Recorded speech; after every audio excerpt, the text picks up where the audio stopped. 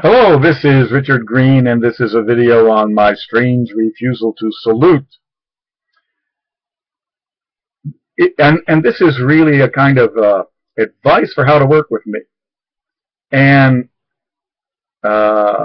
it's really good advice. It really works. And the people who have watched this video have come back extremely relaxed about working with me and happy. And so it works. So let me give it to you. I've had an earlier version of this, so this is a shorter version. Number one is, I don't know where it comes from in my life, but it could be a sense of sin imbued in me as a little boy, although I don't like the way monotheistic religions tell everybody in a power grab that you were born bad and only through us can you be saved. I think that's vile and just a pure power grab, and I don't believe that for a second. But I do believe that all of human life is flawed, and all of human life is partial, and therefore all of human life is rather local, rather biased, and doesn't play well in all the many contexts around the world, and in other times and other eras. And therefore, there's a certain humility and modesty about how good we are that we really ought to be carrying around with us. And it gets lost.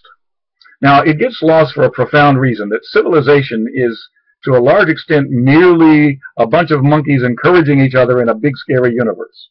That's my view at any rate. That the fundamentals of our daily existence are scary, terrifying, and that all of us human monkeys have to encourage each other in such a scary environment, and civilization is all the stuff we do to praise each other, help each other out, coordinate with each other, help each other when we're down, pick each other up when we're defeated or overwhelmed, protect each other from bad stuff about to happen, give advice to each other so they don't get hurt the way we were hurt a few years ago. And so civilization is a giant encouragement. So that's this huge reality. And fundamentally, every social organization is a huge encouragement. And so they really don't like people telling the truth. This is sort of why Socrates was ordered to take poison. They really don't like people walking around telling truth, because our role as a civilization, as a piece of civilization, is to encourage each other to do things in the scary universe we face, instead of be paralyzed like deer in the headlights of impending death and disaster in the universe. And so in a universe that's that scary, where humans organize themselves to encourage each other, some guy walking around saying, you know, what we say is good isn't really all that good, and what we say is working isn't working all that well, and what we say is honest, well, he's not really all that honest. Those guys tend to be not very encouraging and pretty unpopular. And so I think both of these are really important tendencies, and they're at conflict.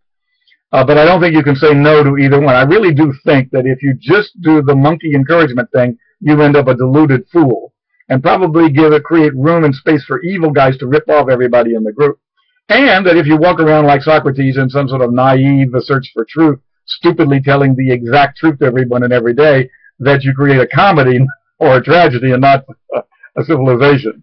So I don't think you can be excessively one way or the other. Now, my personality is, and this is quite shocking to my colleagues, which is I walk around every day with an extraordinarily accurate rendition of what the exaggerations, lies, and falsehoods are of what we're all doing.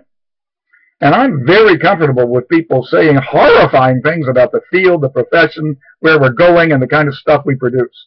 And they don't horrify me at all. I find them quite reasonable, that we're a bunch of monkeys encouraging each other, and the cost of that is that a hell of a lot of what we actually do isn't worth all that much. That doesn't scare me. So I'm not part of the enthusiastic crowd phenomena bandwagons that praise complexity theory as the be-all and the end-all, or the American thing that empirical data makes research worthwhile. That's just pure crap. You can hide lies and bias with empirical data and sleights of hands of sampling bias that in just as well as you could when the big theory days before we had the data. So data doesn't protect you from lies, exaggerations, and falsehood at all. And it's just a new way to bias and be local and encourage each other by leaving the truth out of things a bit. So if you work with me, you're going to find that I don't criticize much in a public political factional fighting sense. I don't join factions. I don't fight the powers that be. I'm not a heroic guy against the tide. But privately, in my way, in what I choose to work on, the methods that I choose, where I choose to publish, who I associate and talk with, that I have an extremely high level of standards of work far beyond what the top journals in my field employ. Number two, that I taught myself all of college calculus, at least all that Harvard and MIT teach, as a elementary school student in primary school. And I taught myself. Just I got the books and I read them all. I did all the homework within a few hours of getting the book as fast as I could write. I didn't find that kind of math hard at all. I wasn't impressed with these formal symbol systems at all. And by the end of adolescence, I had finished all that stuff. And then when I went to MIT 10 years later, I discovered that this was considered hard, and MIT professors pretended that calculus of variations is hard. I just thought it was a joke. I learned that 10 years ago. It wasn't hard then. Certainly is not hard now. So I found a lot of MIT professors hiding behind math as if it's hard, when it's really adolescent stuff that the male brain at age 11 is pretty good at. And I mean everybody's male brain at age 11. And it's a tragedy that public schools don't use that native endowment that nearly every male brain has at age 11. Female brains have a great deal of that too, so I don't rule them out by any means. But society doesn't challenge them in those directions at age 11. It's unfortunate. It's a tragedy. So therefore, then when I got to the idea of, I was actually seriously studying physics in junior high school. And when Heisenberg's uncertainty theory and the quantum world appeared in those books to me, and I realized that this was ultimate reality may be fundamentally probabilistic. Or probabilistic stuff at the quantum level may be hiding a digital machine that is digital, and that all the smooth analog calculus stuff that we do is a large-scale approximation of ultimate reality, which is a digital machine. And then I was really, really happy to read Wolfram's book, A New Kind of Science, and see that written literally in chapters, with him doing the hard work of showing how the universe could be a digital machine with all the Einstein calculus stuff, a smooth approximation of what's really digital at the Planck scale. And so that was thrilling. And so I ended up developing good statistical intuitions, because in middle school I went to, after I hit the quantum stuff and realized I need to understand, suppose reality is probabilistic, what's that? And I couldn't understand the statistics books. At all the key points where you needed a logical thought, they skipped it. And I wasn't thinking clearly, but I just didn't like the books. And so I went to, well, who are the big guys? Well, F-Test, Fisher. Read Fisher's books. Maybe he knows. And then the Dover books had these original British statisticians with great clarity in their lectures in 1920s, 1910s. The great French Quetelet, his books translated into English, a great clarity on what he was doing, on his mission, and then the individual steps by which he did it. And so I read those original sources, and I developed decent agricultural statistical intuitions in terms of this part of the field is yellow leaf, and this part of the field is red leaf, and this part of the field is green leaf for these reasons. And so agricultural statistics guys had real intuitional understanding what they were doing. And then when it left the agriculture guys and went to social scientists and MBAs and all that, and they just had rows of numbers on spreadsheets, all intuitions were gone. And we, according to my mentor at the University of Chicago, Harry Roberts, educated 2 generations of professors who, without accurate statistical intuitions, who don't know what they're doing, and they taught each other. And now the 2nd generation is teaching current graduate students. And so when Harry found that in one of the last papers before he died, found that, and remember, Harry Roberts was a co-founder of the American Statistical Association, a co-founder of the University of Chicago Business School, the first professor of business in the world to publish a statistics paper in a business journal. So he's not a light-headed guy. He's heavy duty, intellectual artillery. And Harry's one of his last papers before he died. I had the privilege of chatting with him every week, every day. One of the last papers before he died showed that 77% of the worked examples in the top 10 college MBA statistics course textbooks were wrong. The worked examples in the textbook, 77% were wrong, and the parameter estimates were off by more than 200% or 300%. Wow. And then you go to Psychology Review, you find the same stuff. So you've got 2 generations of journal editors without agricultural intuitions of what the statistics mean, who don't realize that slight biases of sample. The whole point of a sample is it's supposed to be representative. And 99% of the Psychology Review current articles the last 5 years have convenience samples, and they don't call them convenience samples, but they are extraordinarily biased samples, and then they draw all these conclusions from them about how the mind works in general in the world population. It's utterly fake science. And, slight changes of sample size and sample amount and who you're sampling, slight sample bias totally overwhelms mathematically the effects that you do to counter it with correlational statistics.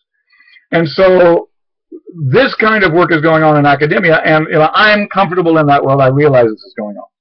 Now, for those of you who are naive professors in this statistical sense and who worship, Psychology Review and its articles and think that they're valid science, or who like the American idea that data is going to somehow protect us from locality, partiality, fragments, and bias, I just find you very naive. You are praising and sucked into a crowd phenomena that is taking all of social science away from truth. And if you are uncomfortable with me thinking things like that, then you may not like me personally. However, I don't say things like that at faculty meetings. I don't say them publicly. I don't say them to funders. I've got a good political sense about how you build institutions, and that the fact that a great deal of untruth goes on is no reason to throw the whole institution out with the bath. Institutions are fragmentary and partial, and that's you don't get the luxury in our world of building a pure, right, 100% institution from scratch. You build partial stuff, and then you work for decades to make it truer and make it less phony and make it less exaggerated and get male hormones and monkey rank games and careerism out of it and get more truth into it. But that's a century-long, 2-century-long journey, and you don't do it overnight. And you don't do it with one generation, and you certainly don't do it with Richard Green's mouth. So I have common sense politically. I'm old enough, I've been around, the racetrack a lot of times. And so I don't do this as what I say, but quietly what I choose to contribute to and don't choose to contribute to, and what I emphasize and how I publish, the way I frame an issue in my articles, is extremely cognizant of its profound lackings in academia as a whole. Now, every organization, every profession I've joined, I've had this same sin-filled view of that this is very biased, very local, much weaker than it thinks it is. It's filled with the bombastic males and exaggerations of its own truthfulness. It denies its weaknesses in a maniacal, mentally ill way that doesn't help the profession at all. But I don't say that. I just, in my own work, apply the conclusions you draw about then how would you research and work here. And with people I collaborate with, they often share part of this view I have, and we work on fixing the field. Think about Kahneman and Tversky looking at economics' rational utility foundations and doing 8 years of research experiments without publishing a single paper. That's the kind of stuff I like. They knew that economics was lying about its foundations, but they knew that you had to have a really, really, really solid, overwhelming attack on that rational utility model before you could actually get some intellectual reaction from people. And one paper wouldn't do, 20 papers wouldn't do. You had to have 80 papers worth of refutations of all the little reasons, excuses that the economists would make about why, well, rational utility is almost true. And you'd have, and they beat the hell out of it. They found 11 ways that it's never true. And they finally, after 8 years of experiments, they published one paper, and the economists came and attacked the hell out of it, thinking they would overwhelm them, and they had already data sets proving that those objections were not true. And so a month later came out this data set proving that what you just said doesn't true. And then somebody objected again, and they had another already done data set from 6 years earlier proving that objection's not true. And people got quiet. They got scared because you attacked Kahneman and Tversky's published articles. You look like a fool. And people got quiet. They got afraid to criticize them because apparently they had already thought of these objections, done the work, gathered the data, done the analysis, and shown that the objections are not true. And so, boom, Nobel Prize. So, and I teach this example in great detail using letters from Kahneman, letters from Tversky, letters from some of the people in groups they were competing with, how they, with their wives and friends and some of their students, trusted students, talked about this project and keeping it quiet and doing the detailed work before we had a critical mass we could publish. And and that strategic sense of changing the intellectual flow of an entire field and winning a Nobel Prize with it, that requires that kind of long-term, deep, abiding realization that this field is full of crap and these people are lying to themselves, but it doesn't do any good for me to just individually say that. I have to do the 8 years of hard research work and the data to prove that this direction is a phony direction and that this direction is a real direction. And so that's sort of where Richard is at. And if you know that about me, the fact that I don't criticize the field should not fool you that underneath I'm watching every male hormone in every faculty meeting. I'm looking at every friend of a friend who's publishing his own paper in some journal. I'm looking at every bad statistical article in Psychology Review of every biased sample, and I'm tracking all of that stuff. I'm not letting any of it get past me or slide past me. It doesn't impress me. I don't fall for that stuff. Now, there are other little wrinkles I don't know about that I do, because the world is very big and a lot smarter than I am. So there are places where I'm a fool and I don't know it yet. I know that. So I'm open to somebody showing me that, Richard, you need to be a little more humble about this work because you don't know that yet. I know that. I know.